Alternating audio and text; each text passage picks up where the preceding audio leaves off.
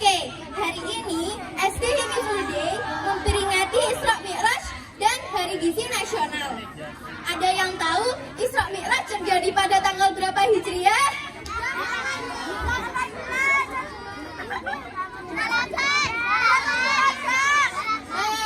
Benar sekali.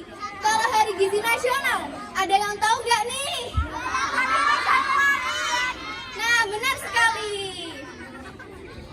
Jadi, setiap tanggal 27 Rajab, umat Islam memperingati Isra Mi'raj Nabi Muhammad. Dan pada tanggal 25 Januari, ada peringatan Hari Gizi Nasional. Sebelum kita mulai acara peringatannya, kita simak dahulu sambutan dari kepala sekolah kita, Bapak Muhammad Syafiul Fuadi, SPDI. Silahkan Bapak.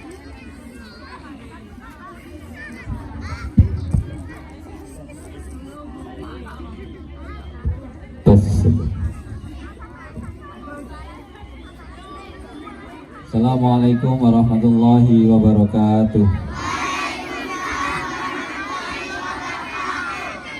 Alhamdulillahirabbil alamin. Shalatu wassalamu ala asrofil anbiya'i wal mursalin Sayyidina Maulana Muhammadin. Amma ba'du. Yang terhormat Pembina Yayasan PKBM Khadijah Ibu Siti Hajah Rufaida, yang terhormat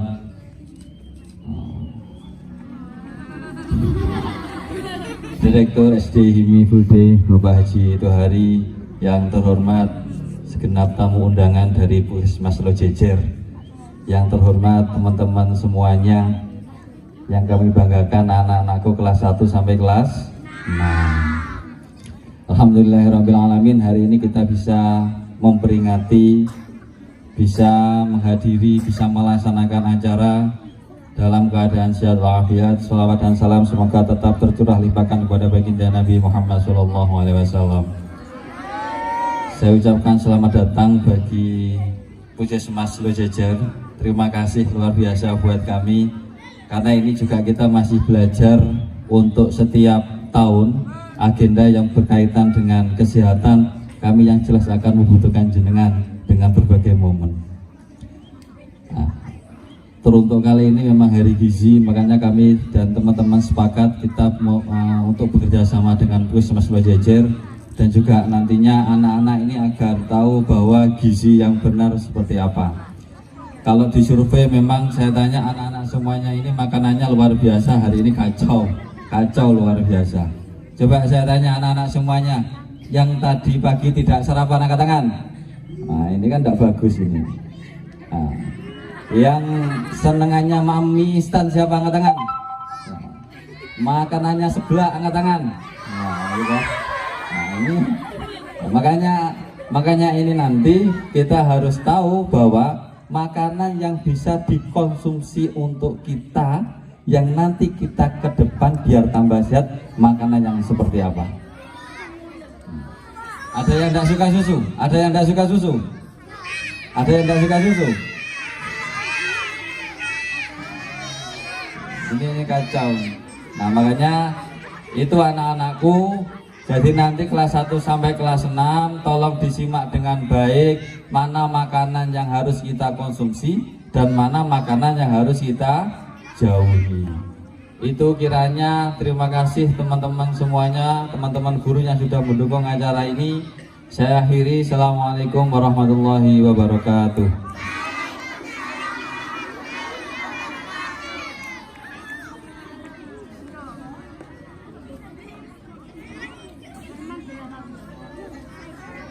Terima kasih atas sambutannya. Di acara ini kita kedatangan bintang tamu nih. Ada yang bisa nebak? Coba ayo tebak siapa bintang tamunya. Saya kasih clue deh. Beliau adalah salah satu bidan di Puskesmas Lojejer, lulusan Poltekkes Malang. Ada yang sudah bisa nebak? Baik, langsung saja kita sambut. Ini dia Ibu Nuril Milati, AMD GZ.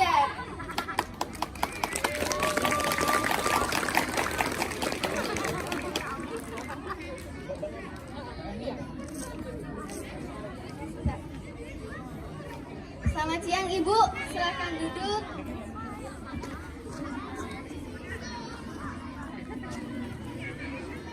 Wah, teman-teman, gini ya emang kalau sama tenaga kesehatan, mukanya bersih, kulitnya halus, cantik juga. Ada yang mau jadi bidan juga nggak nih? Dari siswa-siswa SD Hipni Fuday.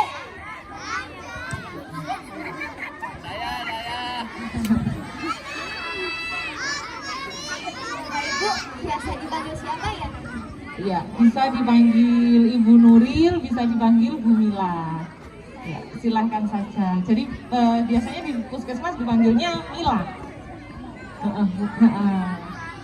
Mungkin ada di sini ada yang sudah kenal atau ada yang sudah pernah melihat. Ada? Ada yang sudah kenal dengan saya? Oh, pernah sekarang. Iya, betul. Oh, iya. Ada yang sudah pernah melihat? Boten. Oh ya, sama ya Pak dengan adik-adik. Iya Ibu Mila, ngomong-ngomong tentang gizi nih, gizi itu apa sih Bu? Iya, jadi kami ini ya Dek Farda mohon maaf. Jadi Bu Mila di sini lulusan jurusan gizi, jadi kuliahnya jurusan gizi Politeknik Kesehatan Kemenkes Malang tahun 2014. Jadi adik-adik di sini jurusan kesehatan itu tidak hanya bidan, perawat, dokter, tidak hanya itu ya. Jadi kesehatan itu luas sekali, banyak sekali jurusannya. Jadi Bu Mila di sini lulusannya gizi. Jadi khusus ya, sekolahnya dulu jurusan gizi. Kayak Bu Rati itu jurusannya kesehatan masyarakat. Jadi di kesehatan itu ada jurusan kesehatan masyarakat, ada kesehatan lingkungan, ada apoteker, ada gizi, ada asisten apoteker, ada jurusan laboratorium. Jadi lengkap sekali di puskesmas itu ada berbagai macam profesi ya. Kalau gizi sendiri itu menurut adik-adik di sini ada yang sudah tahu nggak gizi sendiri itu apa? Ya, kalau dulu gizi itu 4 sehat 5 sempurna ya, itu dulu sekali. 4 sehat 5 sempurna. Yang nomor 5 sempurna itu susu. Sekarang itu sudah dihapus. Sudah tidak ada lagi istilah 4 sehat 5 sempurna. Karena yang dianggap paling sempurna itu hanya susu. Jadi sekarang sudah dihapus. Sekarang menggunakan istilah gizi seimbang. Ya adik-adik, jadi sekarang menggunakan istilah gizi seimbang. Jadi semua jenis makanan itu diperlukan oleh tubuh. Jadi karbohidrat, protein, vitamin dan mineral, terus air putih itu juga diperlukan oleh tubuh. Jadi tidak hanya susu saja yang sempurna, semuanya saling melengkapi untuk kebutuhan tubuh kita. Ya, jadi seperti itu Dik Farda. Ya baik Bu, saya mau tanya, seberapa penting sih gizi itu Bu? Ya, jadi gizi itu sangat penting sekali ya. Jadi gizi seimbang itu sangat penting sekali untuk kebutuhan kita sehari-hari. Jadi gizi seimbang itu disusun berdasarkan kebutuhan kita masing-masing. Jadi tidak sama ya kebutuhan bayi, kebutuhan adik-adik sekolah, kebutuhan orang dewasa, kebutuhan lansia itu tidak sama. Ya, porsinya pun berbeda. Makanya sekarang istilahnya itu gizi seimbang. Ya, begitu. Terus gimana caranya agar gizi itu tetap seimbang ya Bu? Ya, jadi biasanya adik-adik di sini kan makan pakai piring ya, pakai piring. Nah, sekarang ada istilah isi piringku. Pada tahun ini kebetulan tema Hari Gizi Nasional itu protein hewani mencegah stunting. Jadi pada tahun ini kebetulan temanya itu. Jadi gizi seimbang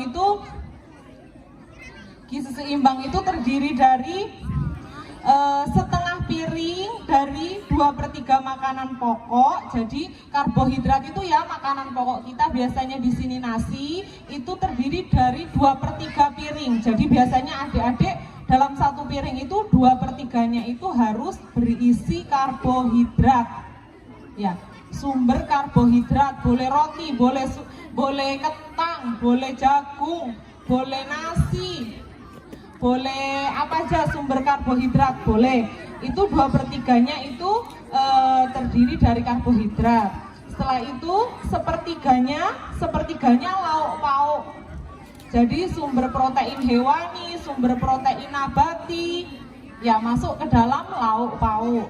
Setelah itu setengah piring lainnya terdiri dari 2/3-nya lagi sayur dan buah. Jangan lupa ya adik-adik di sini harus senang makan sayur. Iya, ada yang nggak suka makan sayur? Wow, banyak sekali yang tidak suka makan sayur. Iya. Jadi jangan lupa yang pingin kulitnya putih, yang pingin kulitnya bersih, yang pingin kulitnya mulus, jangan lupa makan sayur dan buah ya. Ya. Jadi itu, setelah itu sepertiganya itu buah. Jadi separuh dari piring itu isinya sayur dan buah.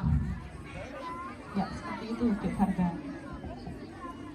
Terus gimana ya solusinya? Kalau ketika anak-anak masih suka jajanan viral, padahal itu nggak sehat. Ya, ada yang suka jajanan viral tapi nggak sehat. Contohnya apa coba? Jajanan viral apa? Cikibul, iya cikibul itu sudah dilarang ya adik-adik. Jangan sampai makan cikbul lagi ya. Ya, selain itu mungkin ada lagi yang viral, misalnya seblak. Boleh, makan seblak boleh, tapi usahakan yang sehat ya. Tadi itu, jangan lupa gizi seimbang. Kalau bisa seblaknya bikin sendiri, jadi tahu tidak terlalu banyak MSG-nya, tidak menggunakan MSG, ya bahannya juga tahu higienis, ya. Jadi gitu. Jadi jangan lupa tadi tetap gizi seimbang. Kalau bikin seblak harus ada proteinnya juga. Ya, jangan hanya isi kerupuk, jangan hanya isi mie. Itu namanya tidak seimbang. Jadi harus ada proteinnya, harus ada sayurnya. Boleh kok seblak itu boleh, silahkan. Ya, yang nggak boleh itu kalau bahannya itu berbahaya, terus mengandung pengawet, pewarna buatan, itu ya, pewarna tekstil misalnya, makanan yang terlalu mencolok warnanya itu biasanya harus dicurigai bahannya dari apa ya. Selain itu juga pemanis buatan misalnya itu juga sangat berbahaya ya untuk kesehatan adik-adik di sini kan. Setiap hari harus sekolah, setiap hari butuh energi untuk berpikir, jadi harus pinter-pinter memilih makanan yang sehat untuk adik-adik konsumsi ya. Jadi seperti itu.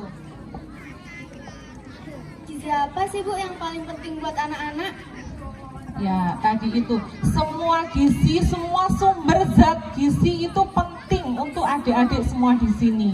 Jadi tadi itu zat gizi itu ada zat tenaga dari sumber karbohidrat. Jadi adik-adik di sini kan butuh tuh tenaga untuk jalan, untuk menulis, untuk membawa tas, itu kan butuh tenaga. Nah itu makanya butuh karbohidrat. Jadi gizi semuanya sumber zat gizi dibutuhkan, sangat dibutuhkan. Makanya sekarang istilahnya gizi seimbang.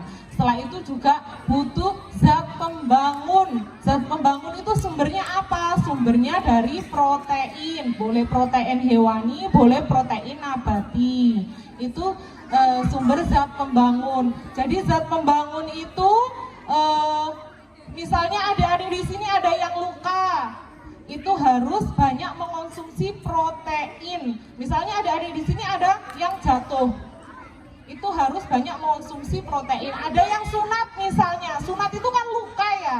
Nah itu harus banyak mengonsumsi protein. Sumber protein apa saja? Coba adik-adik, sumber protein apa saja? Apa? Sumber protein. Sumber protein, protein hewani dan protein hewani dulu coba apa? Iya, jadi misalnya adik-adik yang cowok di sini ada yang sunat, itu harus banyak makan ikan berarti. Selain itu, apalagi sumber protein hewani? Betul, telur, berarti harus makan telur. Jadi misalnya ada yang setelah operasi, setelah sunat, setelah kecelakaan, setelah jatuh gitu misalnya, itu harus untuk mempercepat proses penyembuhan luka, itu hanya harus mengonsumsi banyak protein. Setelah itu ada zat pengatur. Zat pengatur itu sumbernya vitamin dan mineral. Dari sumbernya sayur-sayuran dan buah-buahan. Jadi semua zat gizi di sini sangat penting ya. Jadi harus mengonsumsi gizi seimbang. Iya, apa ada ya Bu hubungan gizi dengan kecerdasan dan mental anak? Jelas ada banget. Jadi di sini kenapa adik-adik yang tidak sarapan dengan adik-adik yang sarapan pasti berbeda. Cara berpikirnya pasti berbeda, pasti lebih cepat adik-adik yang sarapan. Karena apa? Karena tadi itu sumber zat gizi itu tadi ada 3. Ada pengatur, pembangun, ada tenaga, untuk tenaga. Jadi tadi itu sangat penting sekali ya, pasti sangat berbeda. Terus angka kekurangan gizi di bulan itu apa ya Bu? Itu berapa? Ya, jadi kebetulan ya adik-adik, kebetulan kalau di puskesmas itu kan semua rentan usia sangat diperhatikan sekali kesehatannya. Kalau untuk di Wuluhan sendiri, untuk angka, jadi sekarang adik-adik di sini ada yang paham stunting nggak? Stunting ada yang tahu nggak istilah stunting? Kenapa? Stunting? Iya. Jadi stunting itu pendek ya adik-adik. Jadi stunting itu masalah gizi juga. Jadi selain obesitas, selain gizi buruk, selain gizi kurang, sekarang itu ada yang istilahnya yaitu stunting. Stunting itu yaitu anak-anak lebih pendek dari usianya. Jadi pendek. Misalnya nih umur 1 tahun normalnya tinggi badannya, umur 5 tahun misalnya tinggi badannya normalnya 100 cm, tapi anak tersebut tinggi badannya hanya 80 cm. Nah itu berarti termasuk stunting, berarti termasuk masalah gizi. Selain gizi buruk dan obesitas, itu ada lagi masalah gizi di Indonesia ini yaitu stunting. Itu masalah gizi yang sangat disoroti sekali dari pemerintah. Untuk angka stunting di Kabupaten Jember ya umumnya itu sekitar hasil survei status gizi Indonesia itu ada 35%. Kalau di Wuluhan sendiri angka stuntingnya ada 14%. Jadi di Wuluhan ini termasuk masih kategori baik ya. Status gizi anak-anak di Wuluhan ini masih termasuk kategori baik. Jangan lupa juga adik-adik di sini juga sebagai penerus, sebagai masih dalam masa pertumbuhan, jangan lupa juga perhatikan asupan gizinya ya. Oke, ini pertanyaan yang terakhir ya Bu. Kan karbo penting, sayur-sayuran penting, daging-dagingan juga penting. Tapi kenapa burger dan kebab kadang dianggap tidak sehat? Atau pendapat orang lain saja yang menganggap itu tidak sehat? Ya, jadi biasanya ya burger dan kebab termasuk dalam kategori fast food. Jadi yang tidak sehat itu tadi, yang tidak seimbang. Jadi biasanya nih kita ke fast food misalnya hanya makan nasi dan ayam saja. Itu berarti tidak sehat ya, karena tidak ada sayurnya, tidak ada buahnya. Itu berarti tidak sehat. Kayak ayam geprek gitu tuh ya. Pasti banyak sekali yang suka ayam geprek di sini. Iya, banyak sekali yang angkat tangan. Jadi itu tidak memenuhi kriteria gizi seimbang ya adik-adik. Jadi tadi gizi seimbang tadi harus ada sayur, harus ada buah, harus ada sumber karbohidrat, harus ada sumber protein, lauk pauk.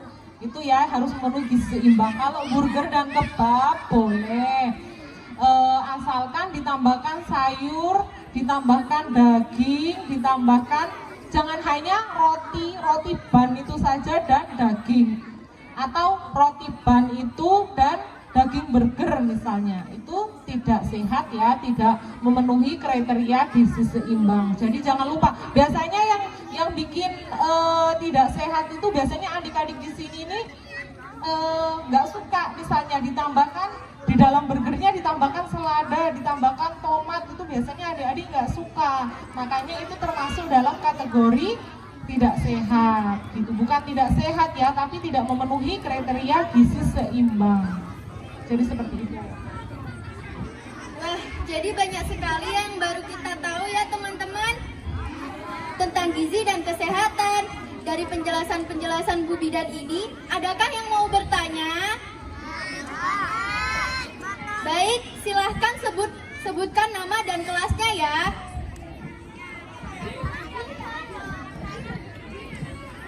Monggo. Terus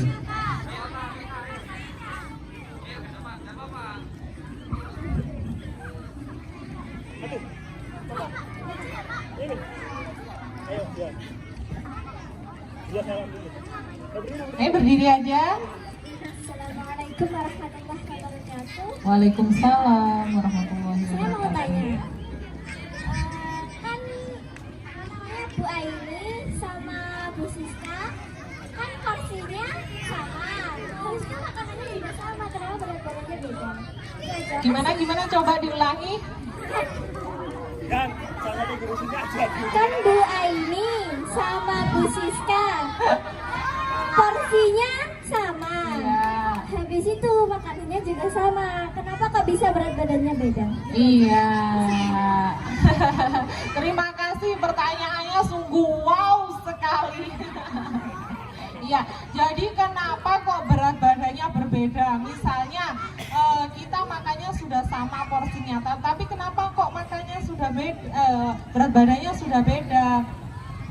Jadi setiap orang itu mempunyai metabolisme yang berbeda ya adik-adik. Jadi status gizi itu jangan lupa, status gizi itu dipengaruhi oleh penyakit infeksi, dipengaruhi juga oleh dipengaruhi oleh aktivitas, dipengaruhi oleh kebutuhan. Jadi misalnya dua bu guru ini makannya porsinya sama, tetapi kenapa berat badannya berbeda? Jadi mungkin harus kita cek terlebih dahulu.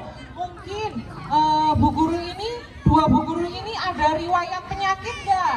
Setelah itu ada aktivitasnya seperti apa? Jadi misalnya bu guru ini dalam sehari setelah ngajar ikut gym misalnya.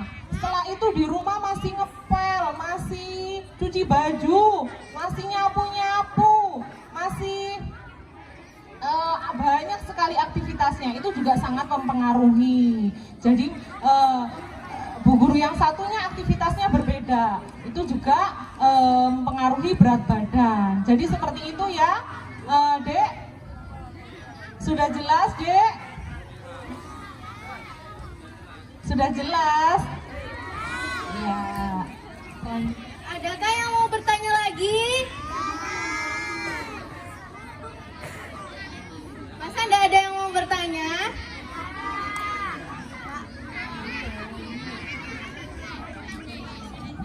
Ayo pertanyaan lagi boleh. Kalau mau ada yang ditanyakan.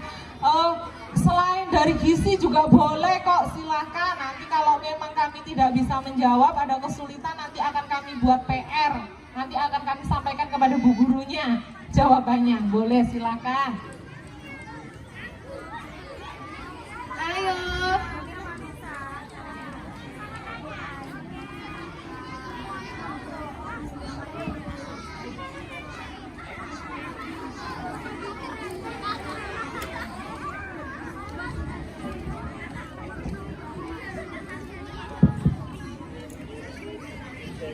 Kenapa setiap olahraga capek? Iya. Namanya siapa namanya dong? Namanya tadi belum. Ya, Nisha. Mirsa, oke.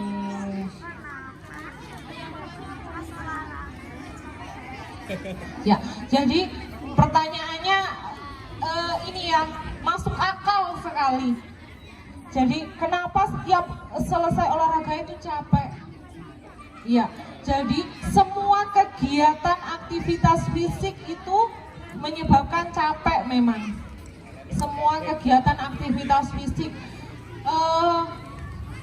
selain olahraga juga capek. Jadi tidak hanya olahraga ya yang capek. Jadi semua kegiatan aktivitas fisik pasti mengeluarkan energi. Makanya kita itu merasa capek. Jadi seperti itu. Ada lagi yang mau bertanya? Ya, silakan. Ayo, boleh.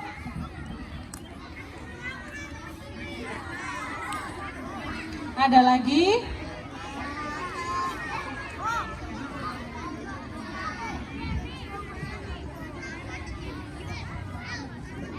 Silahkan.